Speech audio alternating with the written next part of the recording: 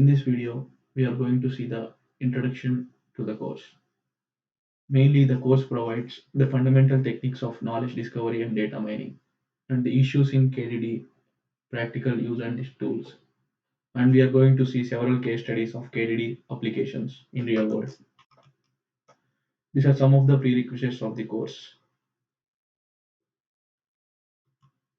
The content of the course, like we are going to see the overview of KDD, mining association rules, mining action rules, decision tree induction, distributed knowledge systems and distributed query answering and cluster analysis and many more topics. And this is the outline of today's presentation.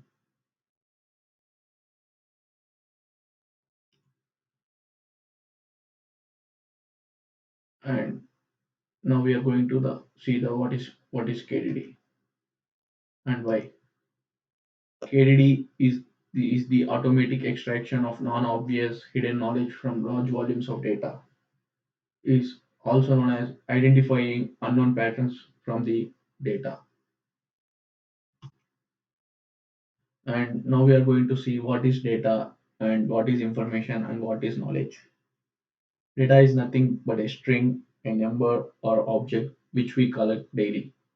Information and now information. Information is data which is reduced to its minimum necessary. And knowledge. Knowledge is nothing but the learned or discovered patterns from the data in basic. In basic, knowledge can be considered as data at a high level of abstraction and generalization.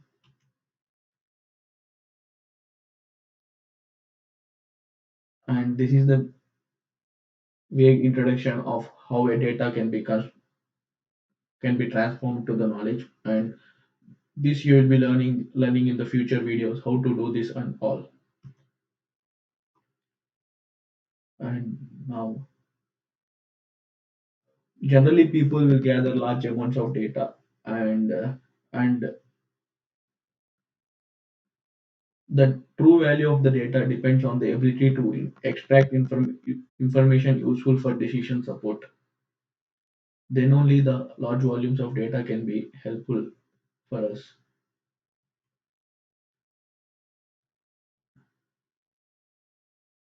This is the structure of how the knowledge extraction takes place from the large volumes of data. As you see here, at first we have the data, and from data we'll get the information, and from the information we will gain the knowledge, and we will use that knowledge for decision making process, and the cycle continues.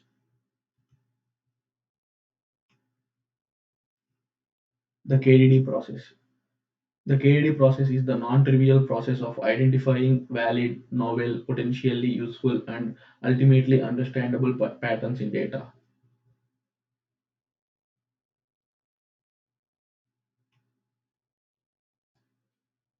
In the process, first we have to understand the domain and define our problems. The second step is to collect and pre-process the data that we have.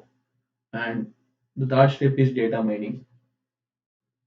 As most of you have heard, data mining is just a step in the KDD process consisting of methods that produce useful patterns or models from the data under some acceptable computational efficiency limitations. Data mining is nothing but identifying or producing the patterns from the large volumes of the data. And the fourth, after the data mining step, the fourth step is to interpret and evaluate discovered knowledge that we have identified from the data mining step. And final, we have to put the results into the practical use.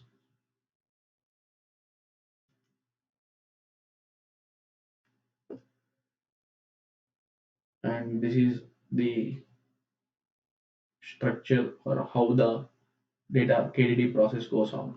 So first we have to create or select the target database that we have to identify the patterns from, and we have to select different sampling techniques and in order to sample the large volumes of data. and we have to identify if there are any missing values in some of the columns of the data. And we also have to deal with the noisy data like outlier data, and we have to remove them, and we have to normalize all the values in the data by applying some of the normalization techniques like standardization and normalization that you are going to learn in the future classes. Then to transform the values and create derived attributes and so on, to identify some knowledge by performing some steps that you are going to learn. Some of the main contributing areas of the KDD are statistics, databases, and machine learning. Machine learning plays an important role in knowledge discovery. KDD applications. Now we are going to see the potential applications of the KDD. There are many applications for KDD, like there are many fields like business, manufacturing information, scientific information, and personal information. Like business information is like loan approval or fraud detection of credit fraud detection. For example, to identify if the transaction is a fraud or a normal, like. And in the scientific, to for sky survey cataloging, biosequence databases, geosciences, and all. And even for health related also it can be useful for like identifying if a person has a cancer or not based on his or her test results.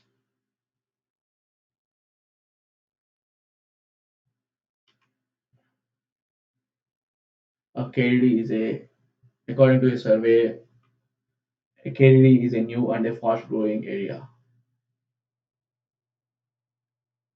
About 80% of the Fortune 500 companies are involved in data mining projects or using data mining systems. And as said, knowledge discovery is the most desirable end product of computing by the Stanford University. And now we are going to see some of the data mining methods like the classification, regression, deviation, and change detection, clustering, and dependency modeling and summarization. Classification is nothing but to classify a product if it is a true or false or yes or no. Classification is the process of which consists of labels like one or two as the outputs, and regression is nothing but a continuous output.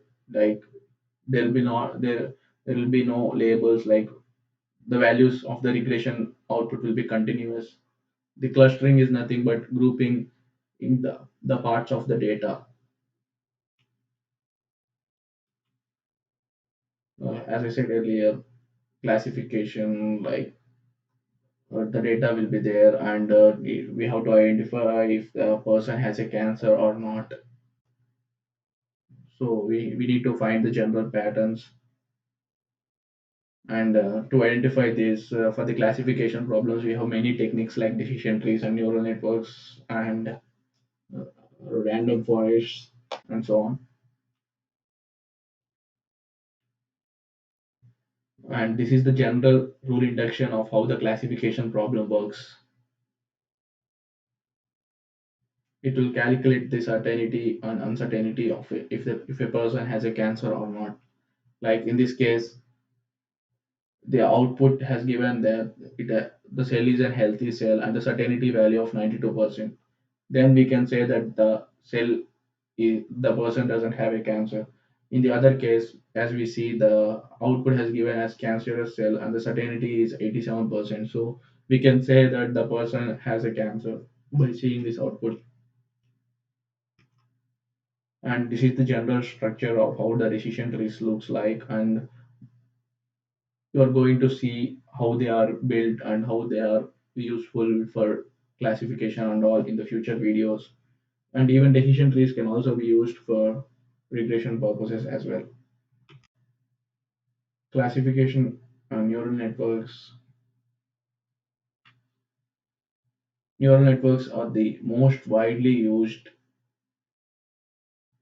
techniques for classification problems.